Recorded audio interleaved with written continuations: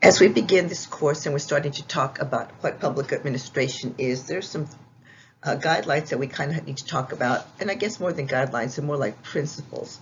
And so this thing called public administration is different in many ways than what many of you may be familiar with, or maybe you are familiar with it.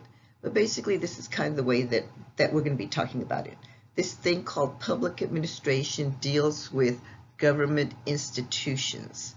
And government institutions basically means the bureaucracy or a public bureaucracy. But the more important part is, how are you going to govern within this public bureaucracy? So we will be talking about governance. Now, when it comes to public agencies, public bureaucracies, there is something very important that you need to know, that everything that we do in the public sector is based on laws that were passed that allow a public institution to be able to deliver a program because there was a law that was passed. And so this is what gives legitimacy to what public organizations do, what public agencies do. Because basically when you are delivering these programs or these services, you are exercising the power of the state. So this thing called governance that we're going to be talking about is going to start to deal with that and why it's important to think about these things. All right, so we went through a period recently, very recently, where government tried to be run like a business, but it was not very successful. There are many similarities and many differences between the public sector and the private sector. And so then the question is, as I said a minute ago, then why is governance so important? So important. And so in order to run either a private sector or a public sector job or position, you do need to have the skills, and that's where public administration comes in, because you need to have the skills in order to run a government agency, but also to be able to govern. So it's the administrative skills that you need in addition to the political skills that you need in order to govern, in order to work with the different agencies, other agencies, the legislature, the presidency, whether it's at the national level or at the state level. You need to have these types of skills necessary and understand that you are providing these programs only because there is a government order, a law, a statute, an ordinance that allows you to deliver these. Let's talk about some of the similarities within the public sector and the private sector. Okay, we both develop budgets. Both sectors develop budgets. Both sectors select goals or set goals, and usually they're strategic plans, and that's what we've been calling them. They plan, and again, this kind of goes along with the strategic plan. All of these are very interrelated. You plan, you set goals, you're saying, okay, how much money are we going to have? How much money do we need?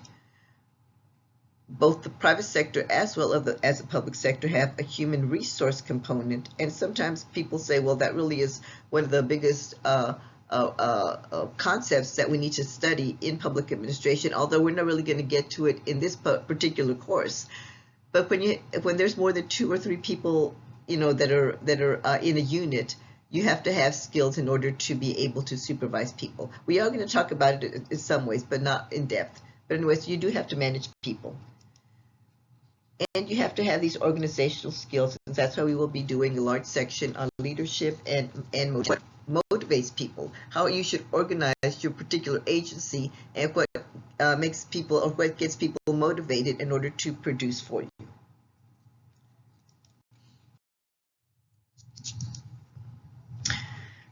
Okay, continuing on with the similarities then, both sectors make decisions. And in making decisions, you can do it yourself or you can delegate authority. We will be talking about how the best ways to delegate authority as we talk about organizational theory, and the way that you assign or assume responsibility. And that's basically saying, if your agency is doing well, that's a good thing because you have good people. If your agency is not doing well for whatever reason, you have to kind of own it and you have to fix it.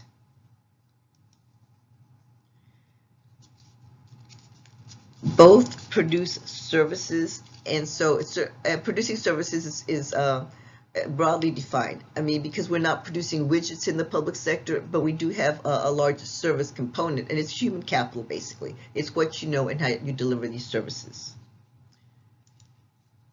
In both sectors, you have to exhibit leadership. And this is kind of what I was saying a little while ago. That's how we're going to be doing a big section, and what motivates people, and how can you become a better leader. And communication is really, truly very important when you are a leader, as well as a manager. We will be talking about the differences between being a manager and being a leader.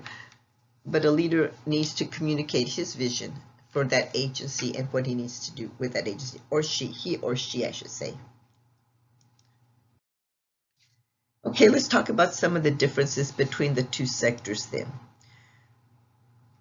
There's going to be a difference, or the biggest difference I would say, is that private sector has only internal constraints as opposed to external constraints.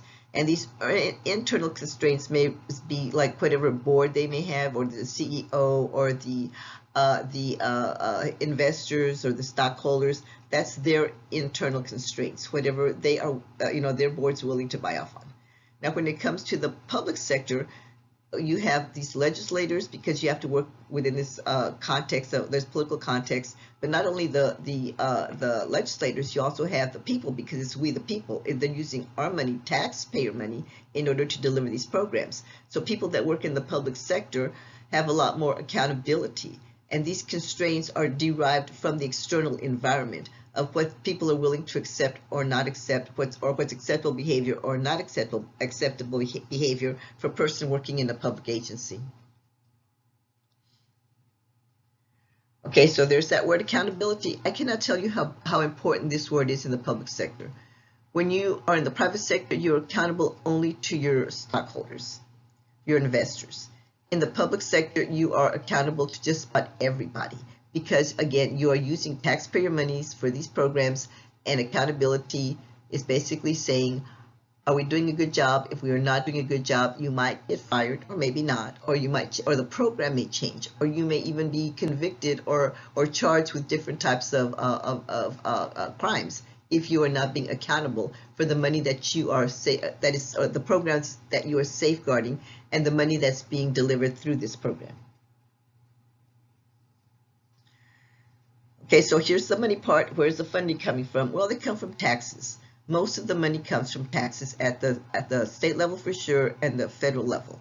We're going to be doing a part on fiscal federalism, which relates of how money is coming down from the federal government, because whenever we work, we pay taxes, and they go up to the federal government, and we in the states and the local areas get money back. So I'll be talking to you about how this part called fiscal federalism, how that works, and how we get some of the money back. But basically it's saying this: we get the money from the taxpayers who are paying withholding tax, so it's taxpayer money.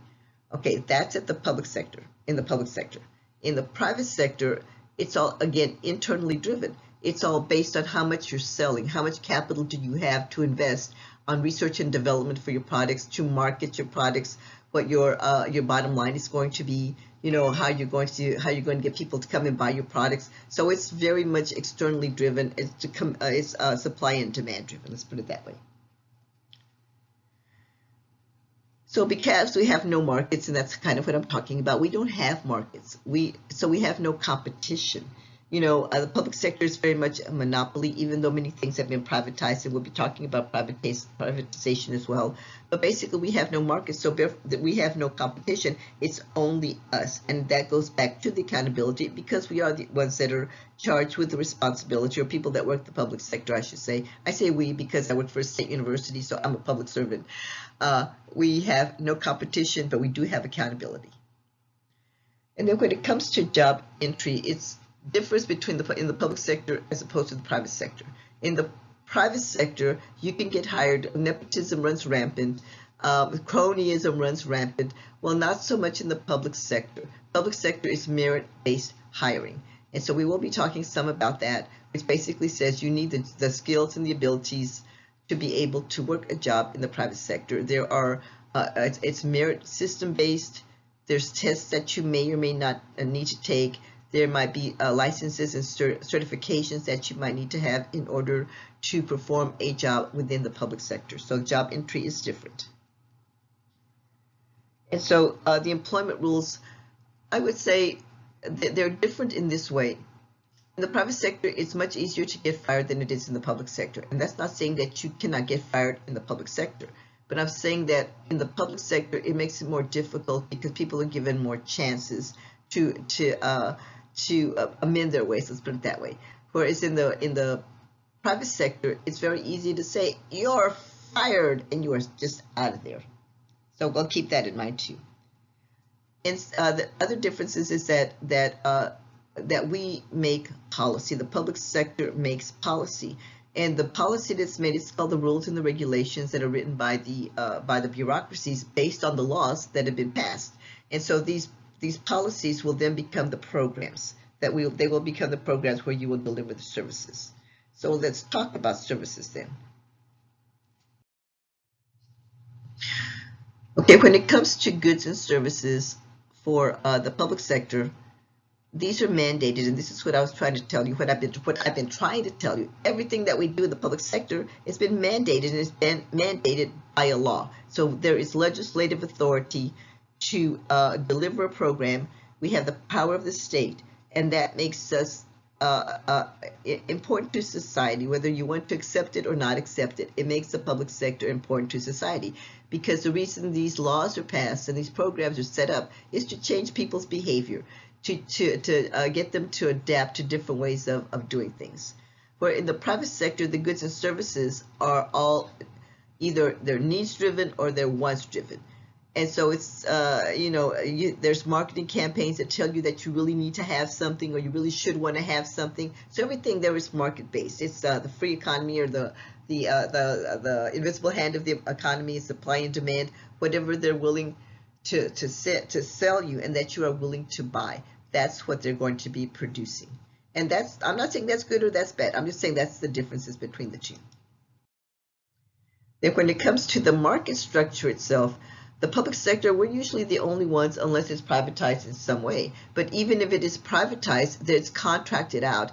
And these people that we contract out with, whether they be in the private sector or the nonprofit sector, it is the public sector that has oversight over these people that they're contracting to or contracting with in order to deliver the services. And these are considered to be essential services, and essential services just basically means that they're called private goods. Public goods. That it's hard to price them within the private sector. So therefore, it's very difficult for the private sector to deliver them because they don't have any type of market share. So, but they are essential services that we have to deliver, and examples of these essential services would be, for example, the fire department, the police department, et cetera, et cetera. They are essential services for a society to run. Whereas in the private sector, then, the market structure is based on competition. If you want to set up a business, there's nothing that says that you cannot set up a business. If you have the money to do it, whether by hook or by crook, if you have the money to do it, you can make a go of it. If you have a product that people like and are willing to buy, then you can make a go of it. It's completely up to you. Okay, then when it comes to the goals within each of the sectors, the public sector, again, is externally derived. And that's another way of saying it's going to be the legislation that's going to tell you what your goal is going to be. Every single agency, and we'll be going through some of this stuff, every single agency has a mission statement. They have a strategic plan. They have their the goals that they need to reach based on this strategic plan. And so it's saying you as an agency must deliver this service, and in order to for your program to be considered successful and for you to get refunded, you need to deliver this particular service within this range. And so, but the agencies are the ones that get to set up the ranges, but they have to be something that's going to be realistic. Whereas in the private sector, you might say this year we're going to sell so many widgets, and it's internally driven. It's entirely up to you. Whatever your capital is, whatever your bank account is saying that you have, well then that's fine. It's internally driven.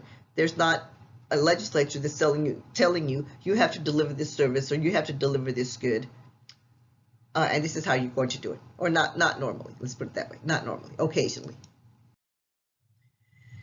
And then when it comes to the organizational structure, we're going to be talking a lot about organizational structures and how organizations are set up. And so the organizational structure for the public sector, again, is externally derived. And it's going to be most of the time based on the legislation. It's going to say this program is going to be delivered by such and such an agency, whether you like it or you don't like it. And the best example I can give you of that one would be the Obamacare, when it was passed, and there was really no particular agency that they said that was going to be handling it, other than Health and Human Services. But once it went to the courts about this $750 penalty or fine that people are going to pay if they didn't have insurance coverage, then the court said the agency that's going to be handling this fine, whether or not you're going to have to pay it, will be the Internal Revenue Service. So it's not like they had a choice. It would just give it to them. Whereas in the private sector, they can set up that organization whichever way they want.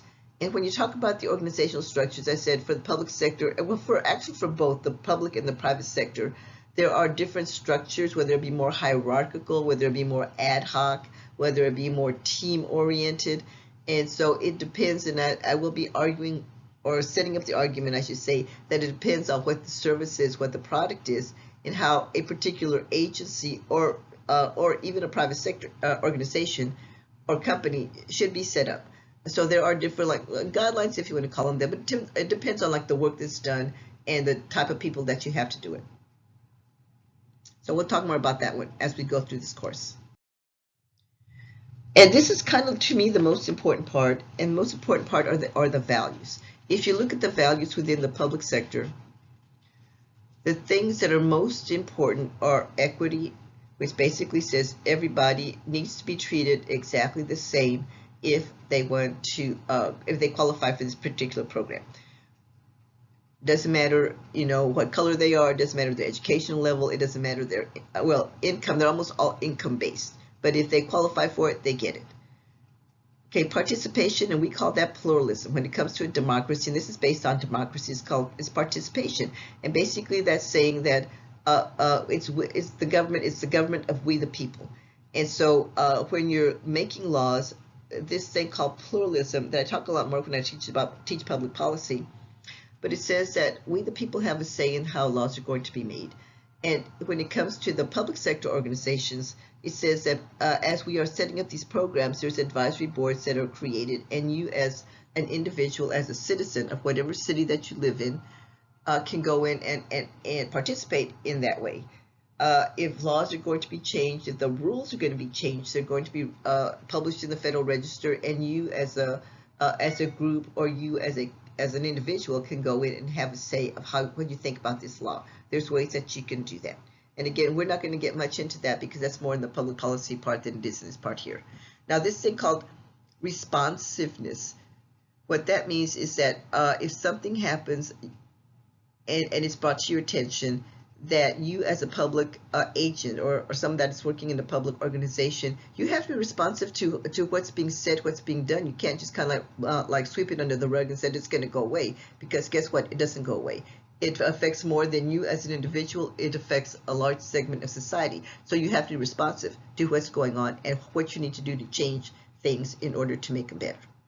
Because that's why public agents, that's why laws are passed, to make to fix the problems that people have within society. And this last one, effectiveness, is basically saying if we're going to be delivering a program, it has to be effective in some way. We get to decide what's effective, but there's this thing called cost effectiveness, which is different from efficiency. Cost effectiveness is just saying whatever program is out there, we have to get the best bang for our buck. There's nothing that says that some programs are going to be very efficient or that they're not going to be efficient. Because if you look at different programs, like for example, if I talk about Child Protective Services, you might have like a caseload of maybe 40 people, which is actually too big for somebody that's doing Child Protective Services. But if you're working with one or two families intensively for most of the month, and you're not really and because you're trying to save a child's life and you're not really paying much attention to the other people on your caseload, you can say, well, you're not being very efficient. But if you save that person's life, are you being effective? Probably so. Okay, so the private sector has different value systems, and there's our efficiency, and that really is like an economic indicator. How efficient are you, which is basically outputs over inputs, and there's a ratio. That's how efficient you are. And so their bottom line is market share and the profit. How much money are they able to make based on their market share? So all I'm saying is this: the values are very different between the two. And when it goes back to saying, can the government be run like a business? If you look at the values more than anything else, you're saying, well, no, because the values are so different. Okay, so just keep that one in mind as we go through this course. Okay, then when it comes to the budget, the differences between the two, we both have budgets. I mean, both the public and the private sector have budgets, but the public budgets are more short-term. If it's at the federal level, it's a one-year budget. If it's at the state level, it's like a 2-year budget. Well, it's 1 year at a time, but it's passed for 2 years. The city is a 1-year budget, whereas in the private sector, it's more long-term. You could say, this is our budget. This is going to be our budget for the next 5 years. So, of course, it's easier to get things done. But the reason the public budgets are short-term is because we never know how much the revenue is going to be, basically our tax money, right? We never know. It depends on how the economy is doing, whether we're going to be getting more money or less money. So it's short-term versus long-term. And when it comes to evaluation, and that's just basically saying, are we doing a good job or are we not doing a good job? Well, it depends. The question is, okay, well, what do you mean by a good job? You know, what are we going to measure? So there's not a lot of really good measures for the public sector, although we try to quantify it, but it doesn't catch a lot of things. We call them metrics, right? That's kind of like the term that's being used, the metrics. You can say, again, it depends on how you set it up and how you say a good job is considered to be within this range. A bad job is considered to be within that range. There are going to be baseline programs where you say we can't really say we're doing a good job, you know, if we're so different from another state, if we're so different from another city. So you can't really, you know, so there is like a baseline that you have to kind of function within an acceptable guidelines. Let's put it that way.